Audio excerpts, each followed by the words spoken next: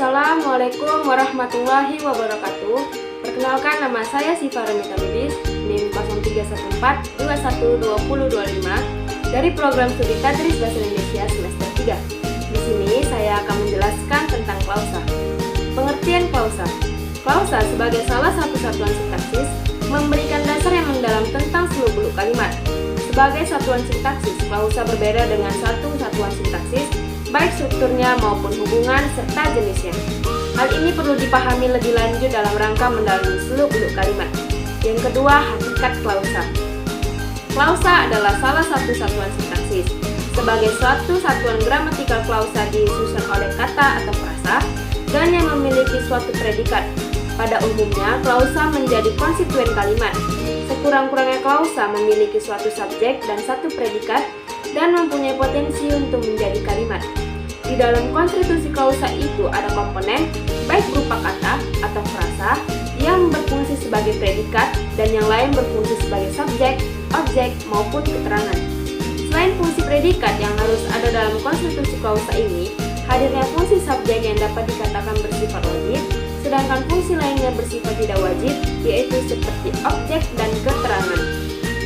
Hal ini disebabkan di dalam konstitusi klausa sudah terbentuk unsur inti kalimat, yaitu fungsi subjek dan predikat yang harus hadir dalam konstitusi klausa. Contohnya sebagai berikut.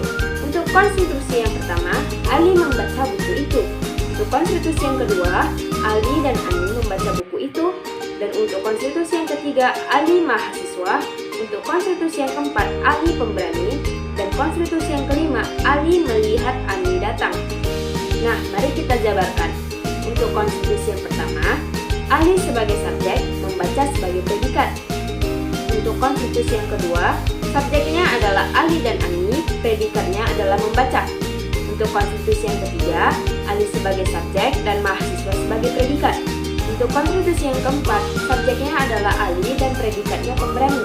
Sedangkan konstitusi yang kelima, Ali melihat dan Ani datang, yang masing-masing terdiri atas Ali subjek, melihat predikat, Ani subjek, dan datang predikat.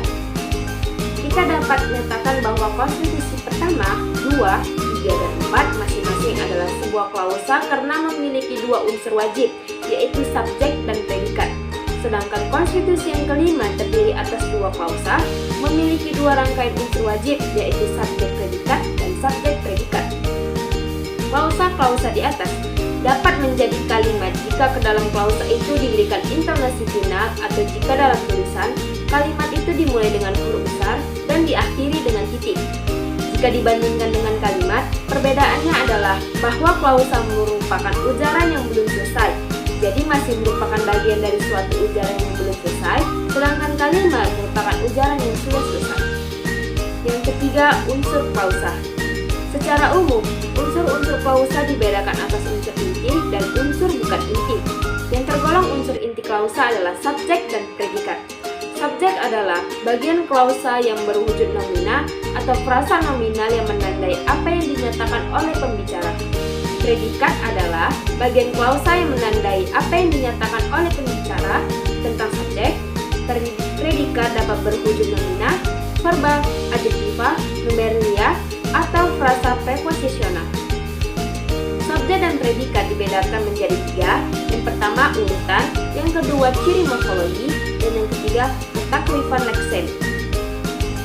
Objek adalah unsur klausa yang dibedakan atas objek langsung dan objek tidak langsung.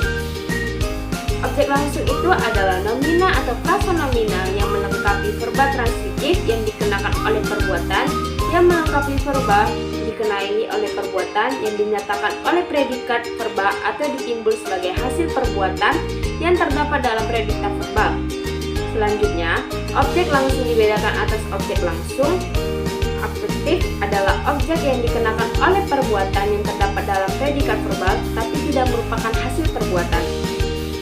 Selanjutnya, pelengkap masih dapat dibedakan berdasarkan hubungan di antara pelengkap dan subjek atau objek. Yang pertama, pelengkap subjek. Contohnya, ia menjadi guru. Guru pelengkap subjek. Dan yang kedua, pelengkap objek. Contohnya, Pak Ali menganggap Iqbal patung yang bisu. Patung yang bisu pelengkap objek. Dan untuk yang ketiga, pelengkap pelaku. bagian klausa berupa nomina atau frasa nominal yang melengkapi predikatif, verba pasif, dan secara sematik merupakan pelaku. Contohnya, roti saya dimakan Nisa. Nisa sebagai pelengkap pelaku. Yang keempat, ada jenis klausa.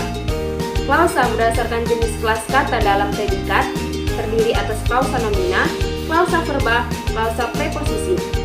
Klausa berdasarkan kedudukan dalam kalimat terdiri atas klausa keterikat dan klausa bebas. Sekian yang dapat saya sampaikan. Assalamualaikum warahmatullahi wabarakatuh.